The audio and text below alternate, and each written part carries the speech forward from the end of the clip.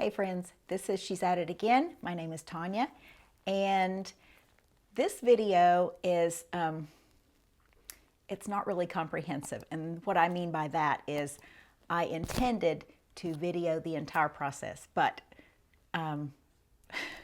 let's just say that guests were on their way here to have lunch with us, and in all the excitement of getting things together, and I do get excited when I have guests over. I'm very anticipatory of people walking in the door. I just get very, very excited. But I forgot to video the last process. So I'm going to make up for it. I'm putting the entire comprehensive recipe in the description. So click on that. It's below the screen here where you're watching the video. There's a little arrow that I think points down. Click on that, and on my computer on the right hand side it all pops up, so there is a recipe for the entire thing. So the story goes back in the mid to late 1980s. That doesn't seem that long ago, but it was. I went to a potluck, a church potluck, and I'm just dishing out whatever. At that point I had no concept of what was healthy and what was not something I needed to be eating. Let's just say I was up for everything. If it was edible, it was edible to me. I was going to eat it. So I'm going through the line, and I see this casserole. It doesn't look familiar to me, and I'm thinking, hey, it's got some Ritz crackers on the top. I'll plop this on my plate. And I took 2 bites, and my first thought was, I need to find out who made this. This is the best thing I have ever eaten. It was so good. So I found out who made it. Her name was Tina Tribble. And she was a lady that went to church with us. She wasn't a whole lot older than I was, and she had a couple of little kids. Really sweet lady, and I was like, I need this recipe today. And I wish I had $1 for every time I've ever made this, because I could probably buy my own island and build a resort, but it's just so good. So if you don't know what I'm talking about by now, it's Poppyseed Chicken. And I know a lot of people have their own version of it. We have our own version of it. This is Tina's version of it, but I've eliminated the cream of anything soup from a can. So let's just say it is the best of the best recipes, because you're starting with whole food ingredients and not something processed, which is something you don't need. But we didn't know that back then. I didn't know it, and I'm sure she didn't know it. But I've taken that recipe, healthied it up a bit, so it's made from whole ingredients. It's still just as good as it was made with the other products that were super processed. But a lot of people, I found out later on, they put theirs over rice. I didn't know that. I'm just eating the toppings of it apparently. But my husband still likes just the toppings, and he likes his rice on the side. But as you'll see, I think I mentioned it in the video, because I've already done the cooking part of it. I mentioned it that I made baked rice, and if you're not familiar with baked rice, it's not rice that you cook on the stovetop. You put your hot ingredients together, pop it in the oven in 30 minutes. It is absolutely perfect. It's not sticky. It's not clumpy. It doesn't boil over. It doesn't require your constant attention. But there is a recipe for baked rice. So look through my videos, find the one titled Baked Rice. You will not regret it. It's one of the best recipes I've ever stumbled upon. But anyway, we had guests, and what I forgot to do was I made the inside ingredients in the video, but then I said in the video, I think I'll make the topping recipe, and then I'll show you that, but I forgot to do that part.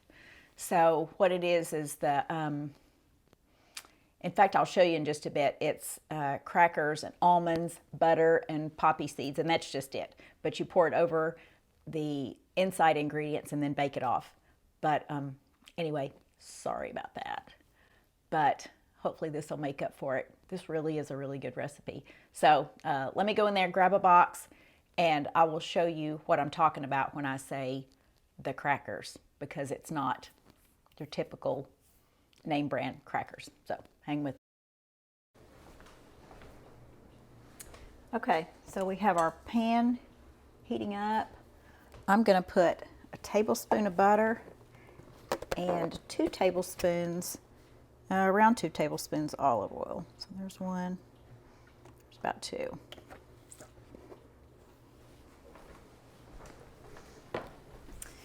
In there, and I like that mix of butter and olive oil because olive oil doesn't add just a ton of flavor to things, but I feel like the butter does. So we'll just give it a combination of both those. All in all, you're going to need about 3 tablespoons of some kind of oil. So olive oil and butter is a good combination. To that, we're going to add about 3 tablespoons of flour. We'll let that heat up a bit. In the meantime, we'll chop up our mushrooms here.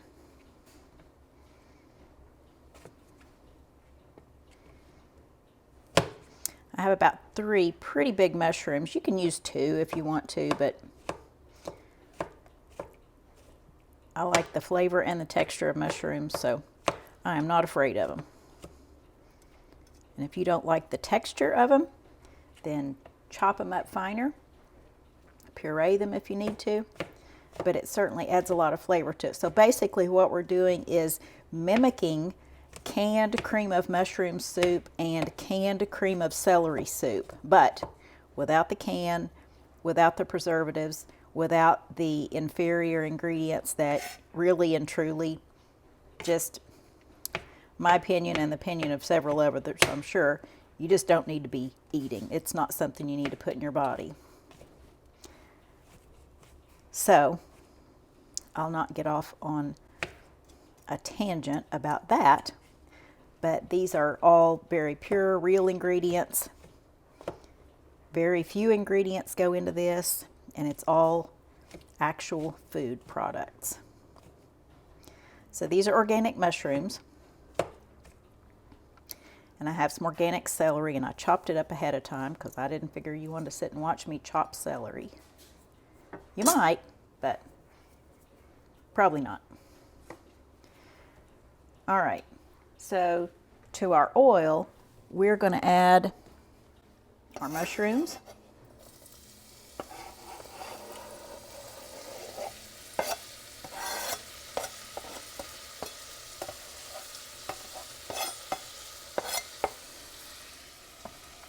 That's my little blob of cream cheese for in just a minute.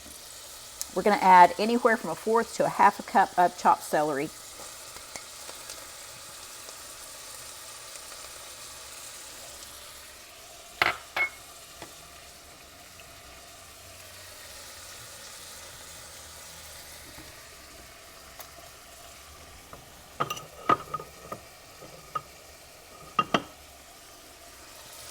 We're going to add about 1/3 to 1/2 teaspoon of salt. You can always add more, but you can't add less. So start out with the lesser amount.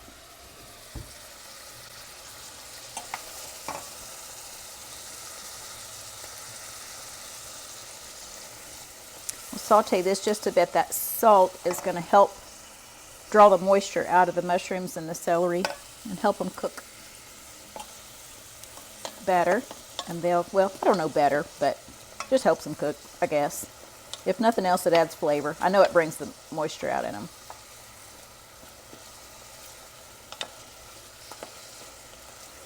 My hands are so nice and shiny because I take that olive oil and just rub it into my hands when there's a drip on the side of the bottle.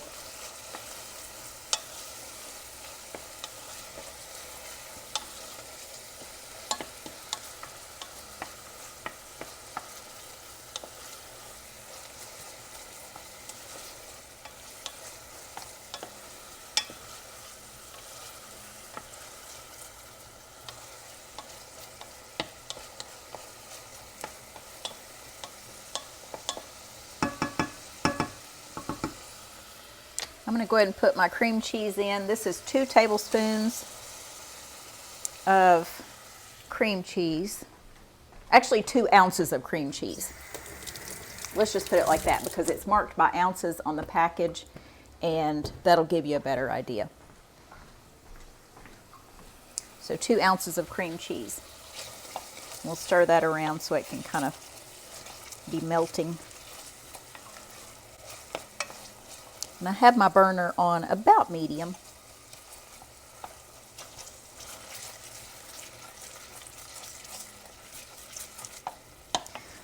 So we're not going to be having this dish until probably Sunday at noon. I hadn't really decided yet. We'll probably have friends over after church to enjoy it with us.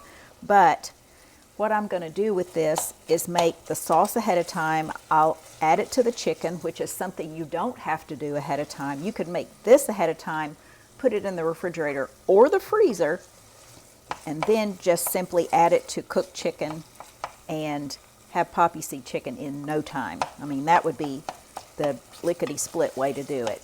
What I'm going to do today is probably make this up. I made chicken bone broth last week and chicken stock with a whole organic chicken that I had in the freezer and let it cook for several days. So I made 3 huge batches of bone broth, plus the first batch was the chicken stock, which it had the meat and all that stuff in it. So I have the chicken that I pulled off the bone and in the back part of the refrigerator, so it's in the super cold part. So I'll chop that up a bit and add to this mixture. Once I get that done, I'll put it in a container, stick it in the fridge. I'm not going to put it in the casserole dish right now because it just takes up too much room in my refrigerator. Room in my refrigerator is such a commodity. Even though there's only 2 of us, we're always having other people over here to eat. So I've always got something in the refrigerator taking up way too much space. So I'm going to put this in a container that's more tall than it is wide, so it won't take up quite as much shelf space. And then when I'm ready to make it, I'll pour the contents of the container out in a casserole dish and top it with our crumb topping and then bake it off. So that's easy enough, just adding basically 2 ingredients together and then putting it in the oven. All right, so our cream cheese is kind of melted. I'm going to add about 3 tablespoons of flour to this. There's 1, 2, and 3. This is out of my big tub of just organic plain flour over here in the corner. Give that a stir. This is going to make a roux. I've said this before. It's spelled R-O-U-X, and what you normally see talking about gravies and Cajun food, a lot of times they'll say make a roux and then add your liquid to it. Basically makes a gravy. So we're just basically making gravy, which is the basis for your cream soups, cream of mushroom and cream of celery in this instance.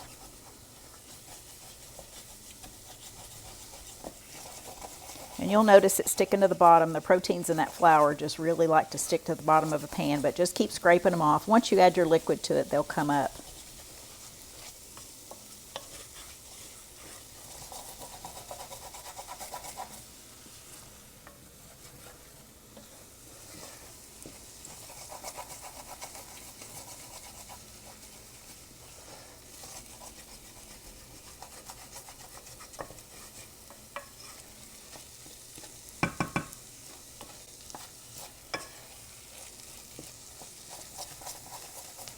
You want to cook it enough to where it cooks away that raw flour taste. If you've ever had something that just had that raw flour taste in it, you'll know what I'm talking about.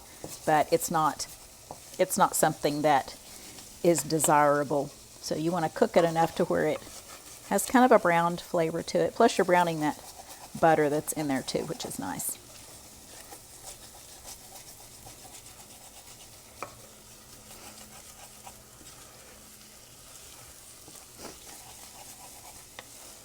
Next, we're going to be adding 2 cups of whole milk. If you want to replace one of those cups of liquid with a good chicken stock or chicken broth, you are welcome to. It will certainly not take from the flavor, but just add a little bit different flavor to it. Not a bad flavor at all. You're not gonna hurt it by adding that. But if you want to substitute one of those cups of liquid for chicken stock or chicken broth, that would be fine. Okay, gonna pour our milk in. We'll pour it slowly. Give it a little stir. Just want to kind of smooth this mixture out before we add the other bit of liquid to it, because it's a hot mixture right now. So basically we have some really nice gravy right there. Now the other cup of it.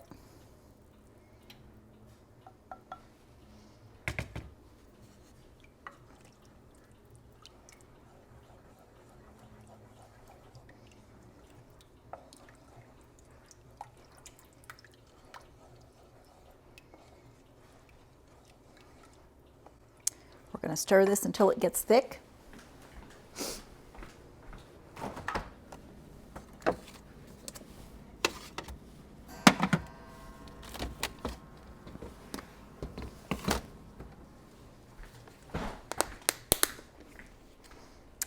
And then we're going to add our sour cream.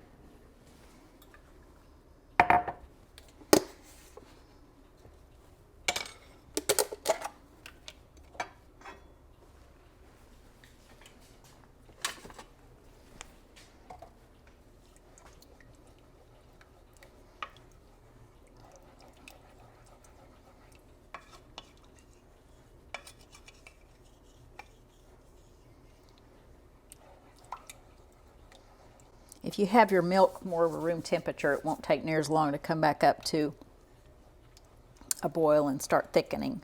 But because mine was straight out of the fridge just a while ago, it's going to take it just a bit to thicken up.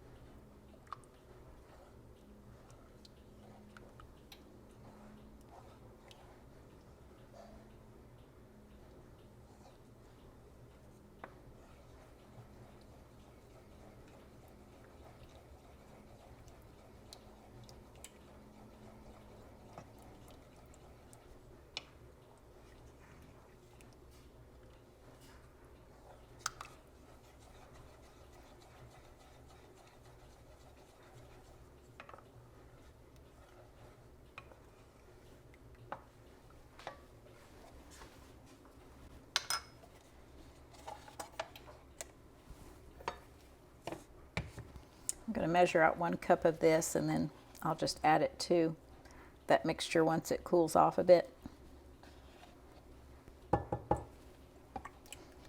This is one of those days where it's so pretty outside, I almost hesitated to make a video just because I want to be outside. I'm outside girl.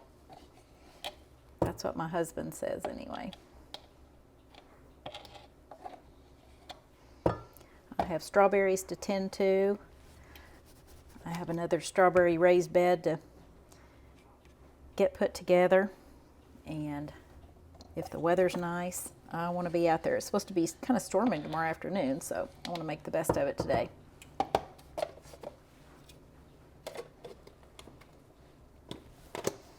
Okay, so those are ready. There's our poppy seeds. I don't want to forget to put those in. After all, it is Poppyseed chicken, even though I do not even get the fact that some people say it adds so much taste to it. I don't taste the poppy seeds.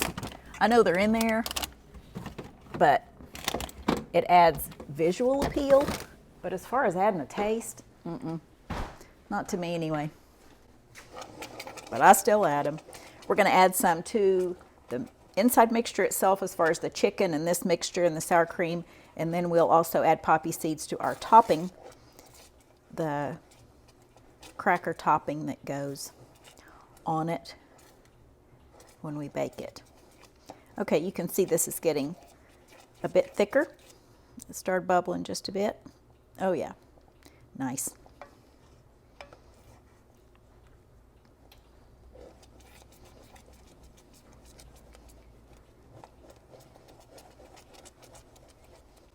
I don't remember how long ago it was that I learned how to make cream of mushroom and cream of celery and cream of chicken soup from scratch.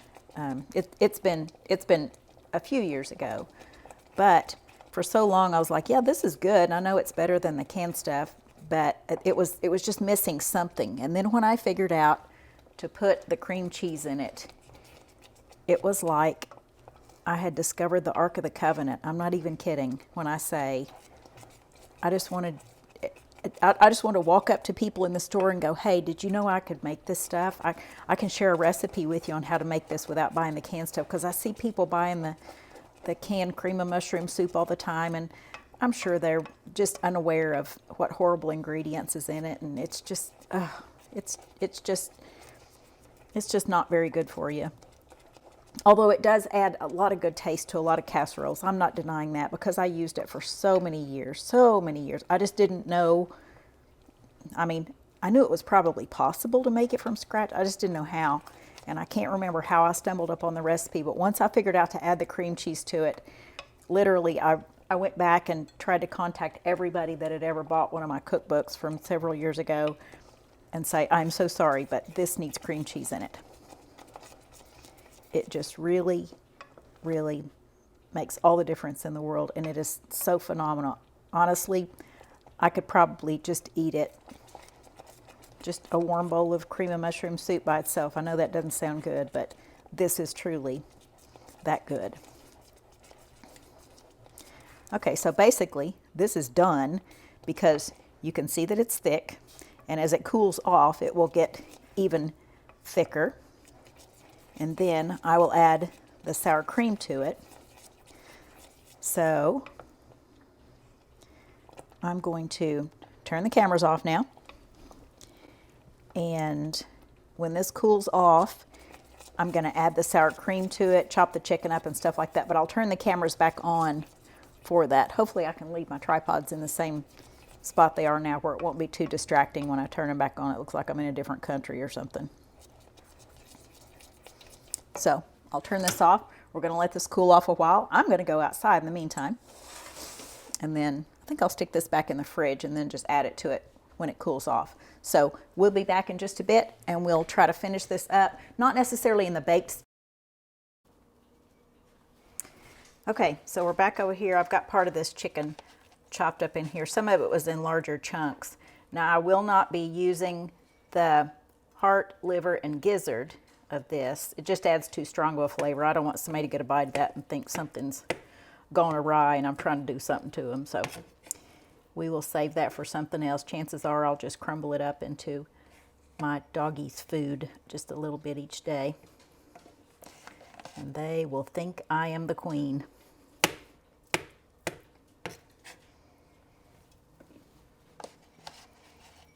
And I did not make it outside yet. I got a phone call from a friend who's interested in a dog that somebody has listed on Facebook, and I'm trying to be a liaison because he does not have Facebook, and the person with the dog kept saying, just have him message me. I'm like, no, you don't understand. He lives on a farm. He doesn't do Messenger or Facebook or anything. So anyway, I think I got it across to him that he just wants to contact him just on the phone.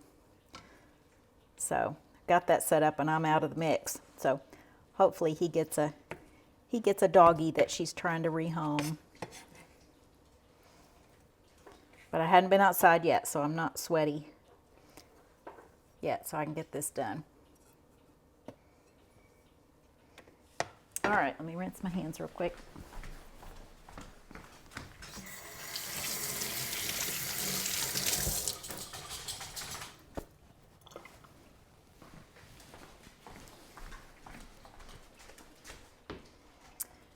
Okay, I can get this out of here. And what I'm going to do is, let's see, I can put this mixture in here. It's all going to go back into this container.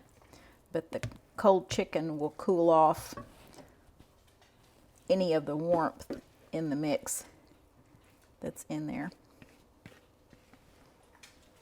And I need to add my sour cream to it. I almost forgot that. Ugh.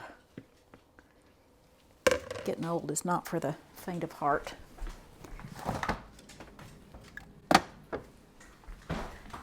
I guess I would have seen it eventually in the refrigerator. I just don't like mixing large amounts in small containers, and to me this is just borderline too small. I like a big giant bowl where I can swish it around, get it all mixed up good, and then pour it into my small container that's just appropriately sized and stick it back in the fridge. But we'll work with what we have.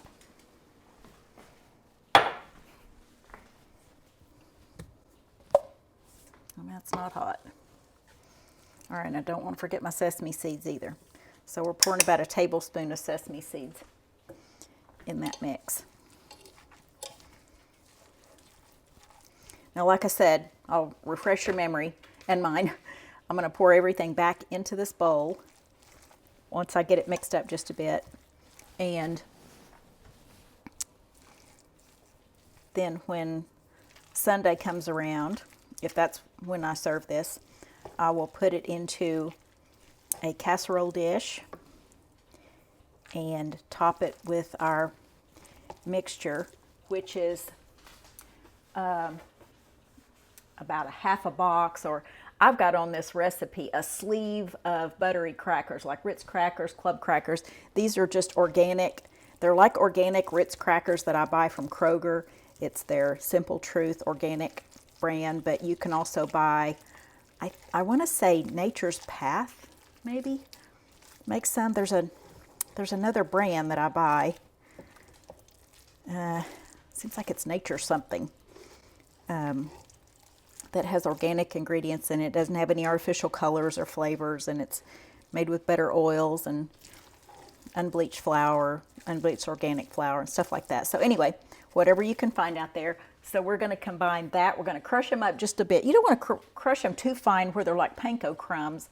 You want to have it, you know, kind of cobbly looking. And then to that, we're going to add almost a stick of melted butter and about a half a cup of slivered almonds. Now, if you just have sliced almonds, that's fine. Just use whatever works. But the slivered almonds are just thick enough to where it just gives it a really nice texture. Now, if you have a nut allergy in your family, by all means, don't kill anybody by serving this just because it's delicious. But if you don't have a nut allergy or any kind of dietary restriction that keeps you from adding nuts to it, by all means, those slivered almonds are just delightful.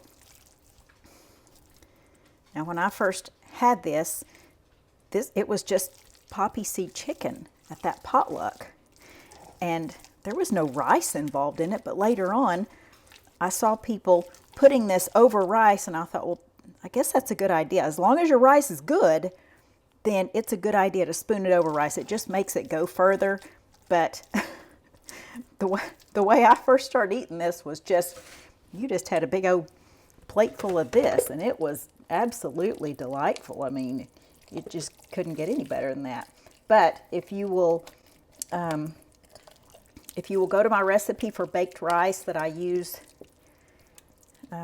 pretty much without exception, anything that calls for rice, I make baked rice. This is made in the oven. It takes exactly 30 minutes to cook. Once you get your liquid heated up and add to your rice and put in the container, seal the lid on it and stick it in there. It doesn't boil over. You don't have to watch it or keep stirring it, and it turns out perfect every single time if you follow the directions.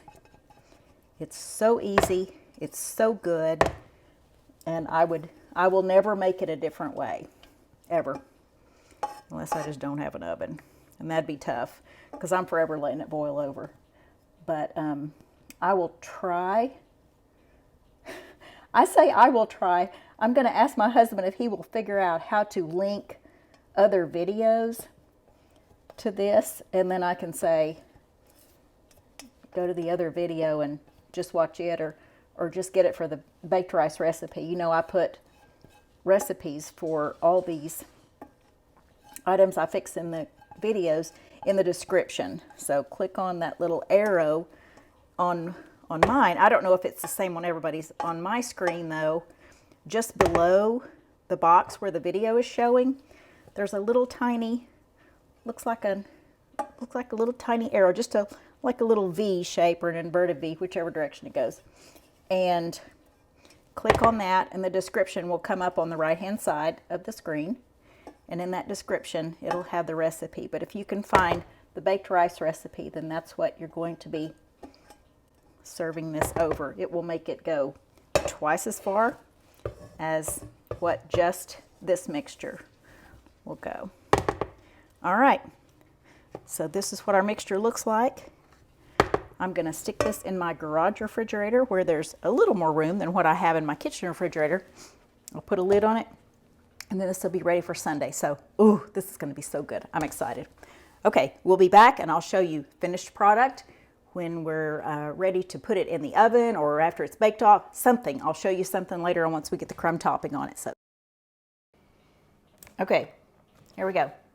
This is what I'm talking about when I say buttery crackers or round appetizer crackers, whatever you want to say in the description to avoid saying any name brands. So this is what I buy. I realize that my friends in Oklahoma watching this do not have a Kroger.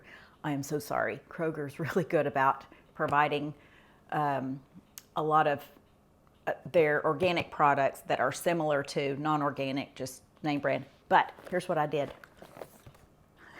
So these don't come in a sleeve. These are just kind of thrown in a bag, in a box.